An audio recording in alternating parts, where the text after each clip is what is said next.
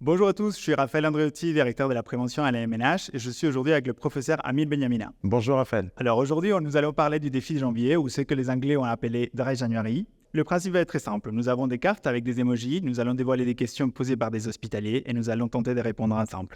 Je prends une carte avec une image de l'hôpital. Quel est le rapport des hospitaliers à la consommation d'alcool? Alors, c'est un sujet intéressant parce qu'effectivement, le rapport de la santé des soignants nous a montré que les hospitaliers consomment à peu près comme la population générale, mais comme ils sont en moins bonne santé, il y a des risques qui peuvent exister. C'est pour ça qu'on définit des interventions ciblées pour les accompagner dans la prise en main de leur santé. Je prends une carte avec l'image d'une soignante. Est-ce qu'arrêter de boire peut améliorer ma vie au travail? C'est fascinant l'arrêt de la consommation pendant un mois. Vous perdez du poids, vous faites des économies d'argent, vous avez une meilleure tension artérielle, vous avez une meilleure peau, vous dormez mieux, vous vous concentrez mieux et donc vous êtes meilleur au travail et plus performant. J'hésite à me lancer. Si vous deviez me donner 3 bonnes raisons de le faire. Améliorer déjà notre rapport émotionnel à la consommation, améliorer nos relations sociales en lien avec la consommation et puis améliorer notre qualité de vie globale et de santé évidemment. C'est une chope de bière.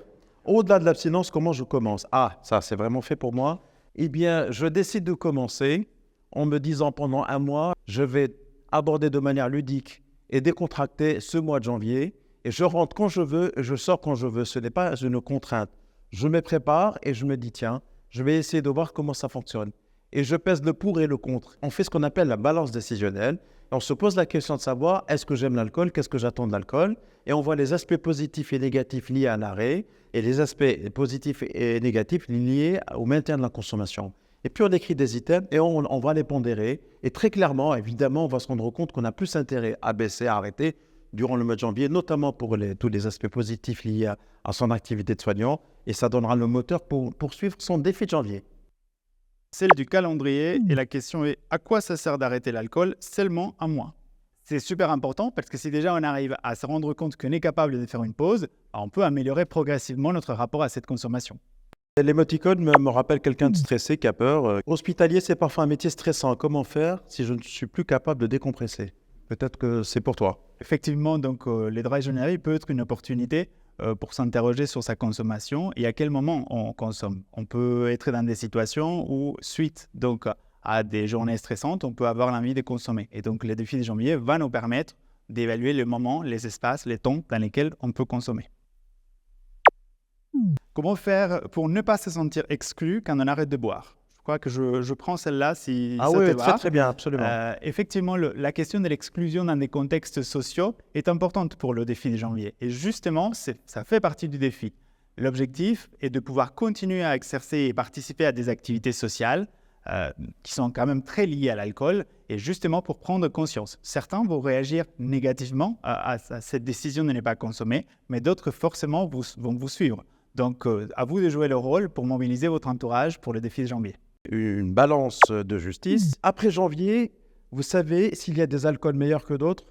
Eh bien, je vais vous dire une chose. Ben non. Ce qui est important, ce n'est pas la robe, c'est le contenu en alcool pur. Tous les alcools se valent, quelle que soit la manière avec laquelle vous le consommez. Champagne, vin, cidre, pastis, whisky, le plus important, c'est la teneur.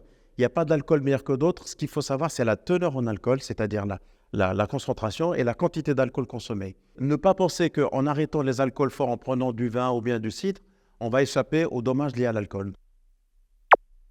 Est-ce que c'est grave si je n'arrive pas à le faire cette fois? Ah non, c'est pas du tout grave. En fait, l'important, c'est de tenter. Déjà, si on n'arrive pas à le tenter cette fois, on peut se dire que nous avons encore toute une année pour se préparer au nouveau défi de janvier et continuer à tester et à tenter. C'est déjà une très bonne démarche. L'emoji est un haltérophile. Vous avez des astuces pour ne pas craquer pendant tout le mois?